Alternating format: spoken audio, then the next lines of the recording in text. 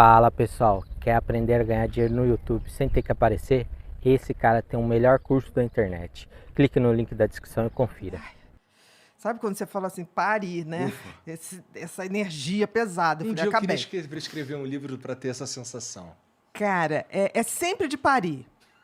Né? Mas o Mentes Perigosas é parir muitos monstros, entendeu? Os outros, eu pari também, mas é diferente a sensação. É diferente totalmente. E É uma aí, sensação de se livrar, no caso do Mentes Perigosas? É. É. É tipo assim, eu não tenho... Eu tinha pesadelos escrevendo Mentes Perigosas, coisa que não acontece com os outros. E aí eu falei assim, tá aí, é o que eu tenho para dizer e vou esperar os cacetes, né? Porque os cacetes vieram. Porque aí, gente, tipo assim, ah, não, mas o pobre coitado do pedófilo, ele foi abusado na infância. Eu falei, minha senhora, se tivesse sido abusado, todo mundo que foi abusado virasse pedófilo, a gente não saía mais na rua, entendeu? Todo marido traído fosse esquartejado, né, como aquele caso do Ioki, a gente não saía na rua, a gente saía na rua jogando uma perna para cá, um braço para lá.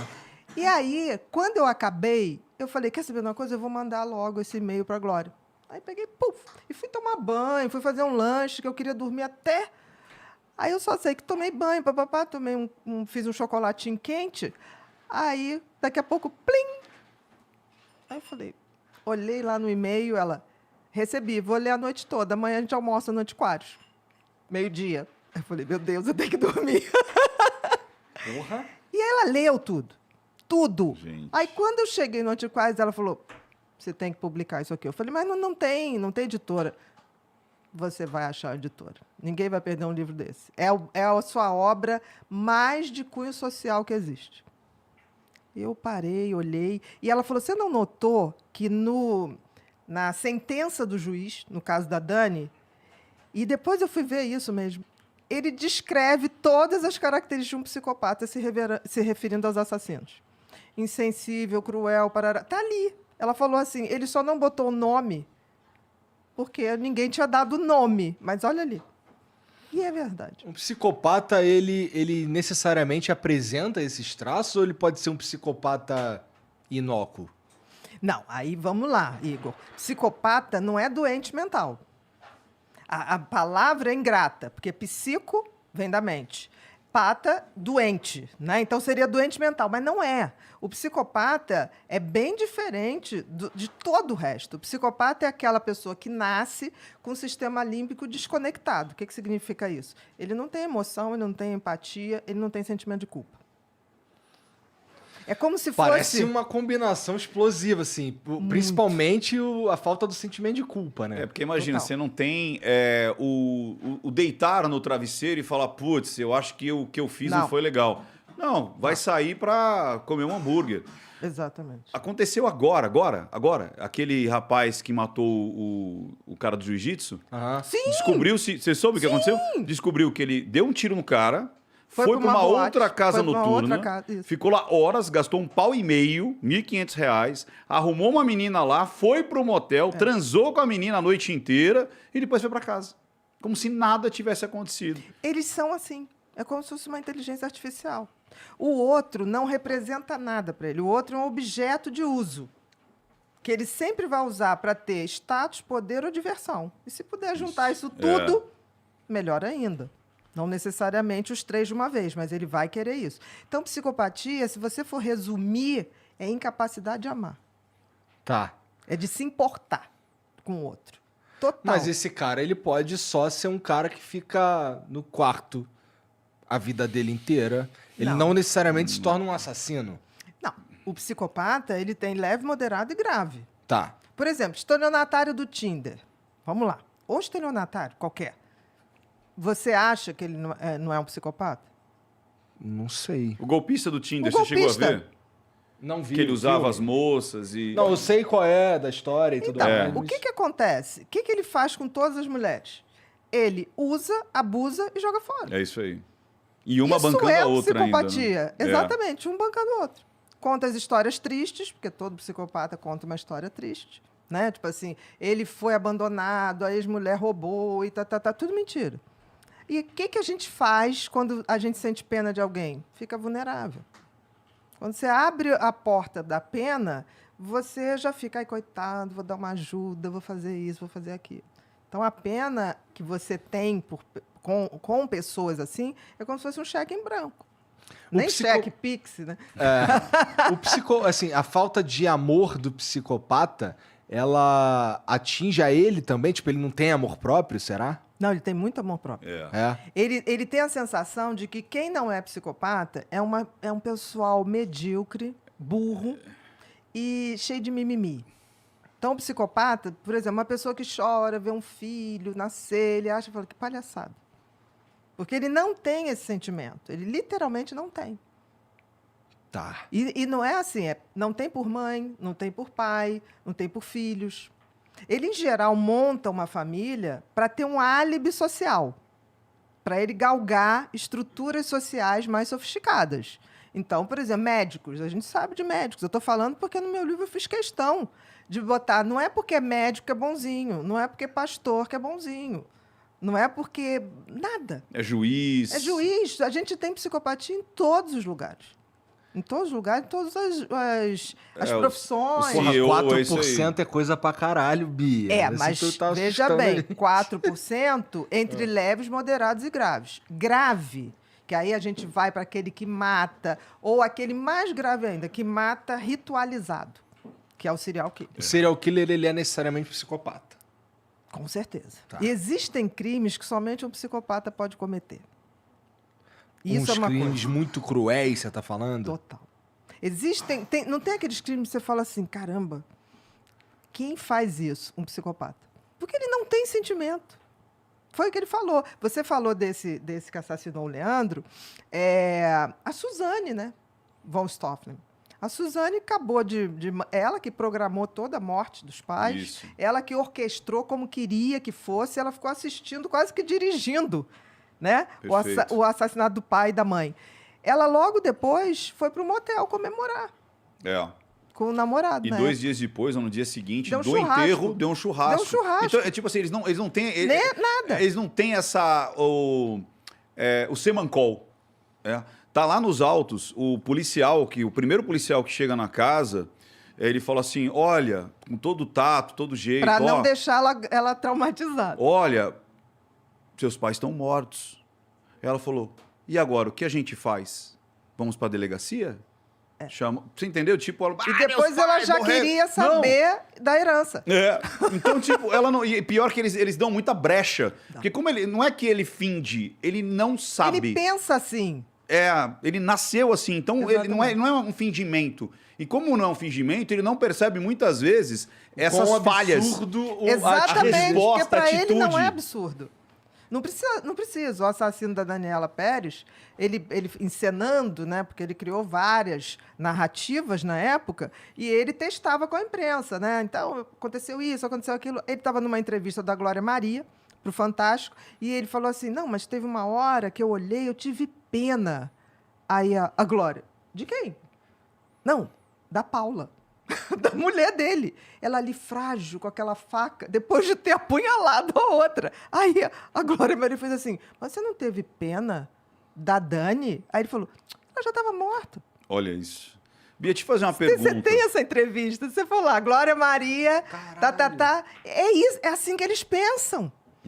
Não é nenhuma coisa, é assim que eles Mas pensam. você acha que quando ele estava testando, isso é uma pergunta bem interessante, porque muitas vezes eu recebo as pessoas falando assim, não, foi diagnosticado com transtorno antissocial, ou borderline, ou então narcisista, ou a pessoa tem o transtorno obsessivo compulsivo. Não é estanque, né? Ou seja, Não, depende. Por elas exemplo, podem se contaminar e podem ser coexistentes ali. Ou seja, muito eu posso, difícil. eu não posso ter ali no cluster B uma contaminação. Pô, mas peraí, Ricardo, fala português. Muito difícil. Não, mas aí eu tô fazendo a pergunta Porra, para a essa de doutora. cluster B, cara. São os que é o- transtornos de personalidade. Tá. E, por exemplo, a psicopatia é um transtorno de personalidade. Qual a diferença do transtorno de personalidade para o transtorno que não é de personalidade? Como o nome diz, transtorno de personalidade é a sua maneira de ser. Então, é uma coisa que você não ficou doente. Você sempre foi assim. Você só foi manifestando aquilo. Então, a psicopatia é um transtorno de personalidade onde você tem 100% de razão, 0 emoção. Então, é esse coisa. O cluster B, você também tem o transtorno de personalidade borderline. O borderline é o oposto. O borderline pode fazer muita besteira, mas ele faz por excesso de emoção, porque ele é 100% emoção, 0 razão. Por que esse nome Explode, por que o né? nome é borderline? Borderline porque é como se fosse na borda. E durante muito tempo a gente tinha o borderline, porque o borderline ele tem uma convulsão de emoções que ele não controla. Então ele fica entre o que a gente chamaria antigamente neurose, aquela coisa angustiada, aquela coisa num vazio. Não tem mais neurose? Não se fala. Hoje é ansiedade, despersonalização, tem outros nomes. E ele chega a um ponto que ele pode ficar tão mal que ele passa para psicose. Então, ele vive sempre muito ansioso, sempre muito com essa sensação de vazio. E quando ele chega ao desespero, ele dá uma psicotizada muito rápida. Por isso se chama borderline, a beira. Tá, Né? entendi. Ficava- Quando alguém fala pra mim que X pessoa é borderline, a primeira coisa que eu penso é uma panela de pressão que pode explodir a qualquer momento. É assim que eu... Eu acho que é bem legal isso. Não tá Você tá ruim. no teto de explodir. Porque assim, o que é a característica mais importante do borderline? Uma instabilidade enorme, porque é uma pessoa que, tipo assim, primeiro que ela não consegue, como é que eu vou te dizer? Ser ela. Ela vive em função de alguém. É Putz. como se tivesse um grande vazio existencial. Então, essas pessoas desenvolvem dependência afetiva pelo outro. E aí, elas começam desespero para não perder o outro, porque perder o outro é se perder. E aí, o que acontece? Elas vão ao desespero. No desespero, por exemplo, geralmente ocorre quando termina algum relacionamento. Aí elas começam a obsessivamente querer aquele relacionamento, recuperar. Aí é um cara que tatua o nome no rosto de outra pessoa. Exatamente. Entendi. Não, o que tatua nem tanto, é mais Obsessão. é mais obsessão. Mas, por exemplo, o borderline é aquele que, tipo assim, vai fazer escândalo na porta da pessoa. Vai até se colocar em risco. Vai né? se colocar em risco, vai...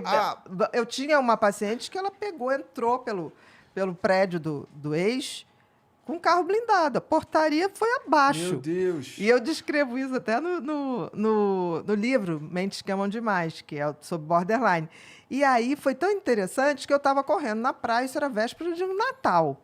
E aí começou a tocar tum, tum, tum, número não identificado. Aí quando eu atendi, olha, aqui é da polícia, sua paciente está aqui, não sei o quê. Nossa. E era da rua da praia. Então eu falei assim, bom, eu estou perto daí, eu estou indo. Aí cheguei lá, ela estava presa por 6 homens e ela num ataque de fúria. Fúria. E eu falava assim, calma, o que está acontecendo? Não aconteceu nada, eu só queria trazer o presente de Natal pro fulano. Que jeito. Mas o fulano não me atendeu! O fulano não me atendeu. Eu preciso entregar isso pra ele! Eu falei, não, porque ele está com a atual namorada. Nossa! E ele tem direito de não atender. Aí ela, o quê? Eu falei, ele está. Aí ela disparou, eu falei, calma, não tem jeito, você não vai entrar. Não tem condições, isso acontece. Levamos para casa, teve que ir na polícia, desacato e tá. E depois ela baixou e o cara chegou e falou assim, eu não atendi porque eu sabia que ela ia Explodir. se pegar aqui com a minha atual namorada, não quero fazer mal a ela, né? Eu falei, mas vai ter que pagar a portaria. Legal, a gente deu uma barrigada, só porque aquele assunto é tão importante. O assassino, eu vi que você não quer falar o Sim. nome dele. Não dou ibope. É isso. O assassino da Daniela estava conversando com a Glória Maria e dando várias versões. Então, às vezes, Isso. então vamos voltar para esse ponto, porque tem muita coisa para contar desse caso. Pode ser Claro, assim? você viu... Porque a vocês gente deu uma viram barrigada aí o pro- documentário? Pacto Brutal, É. participei. É? Eu não assisti ainda, Vale a cara. pena. Vale a pena, Igão. Eu não sei se você pegou esse momento, assim, né? É da minha Foi em que geração. ano isso daí? 1992. Não, o assassinato foi em 93, né? Não, 92. Eu 92? tinha... Tá fazendo 30 anos. Foi em 92. Dezembro de... 27, 28 de 27 dezembro, né? de dezembro De 92. eu tinha 7 anos, eu Era muito lembro pequeno. vagamente... Foi uma comoção, Eu né? lembro vagamente dessa comoção e como foi um absurdo tudo isso e tal. Eu preciso ver esse E documentário. é legal esse- você ver pelo seguinte, que o documentário, ele não veio trazer versões. Ele veio, já foi julgado. Isso. Ele veio trazer provas documentais, de testemunha, né? Que até hoje, muita gente, quando vai falar, fala assim, não era aquela atriz que tinha caso com o parceiro de trabalho? Nunca teve.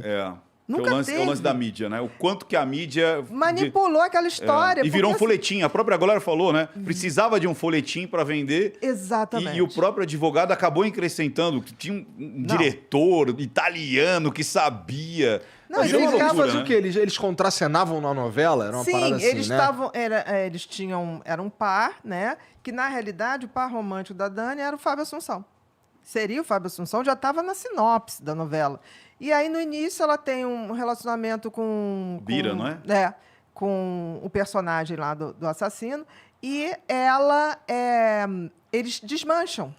Quando desmanchou e começou a chegar o roteiro das gravações, ele já não sendo mais, e que a novela caminhava para o que era o planejado, Fábio Assunção, ele surtou. É. E ele começou, tipo assim, não, fala com a sua mãe, tem que trocar. E ela falou, não vou.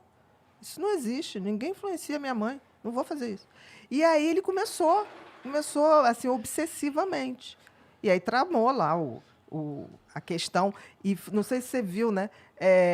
Tinha todo um simbolismo de uma coisa meio magia negra ali, né? Tinha, né? Tinha. Uma semana antes foi limpar o terreno lá, porque tinha que ser uma coisa perto de uma árvore, na última lua cheia do mês, e aquela coisa de você tirar o coração, né? Aquilo é uma oferenda, né? Na época, nunca se tocou muito nisso, porque era tão Dessa difícil. parte eu não sabia. Você vai entender. A gente não pode dizer que é isso. Agora, que aquilo foi totalmente ritualizado, planejado, é uma coisa incrível. Você vai ver ali que aquilo tinha um determinado fim. E ele tinha umas histórias de levar uma entidade para o teatro. Tinha umas coisas muito esquisitas. Eu assisti, né, o episódio. Eu fiquei muito feliz quando você apareceu lá. Falei, a doutora Beatriz ali e tal, dando sustentação, né, para dizer o que estava acontecendo.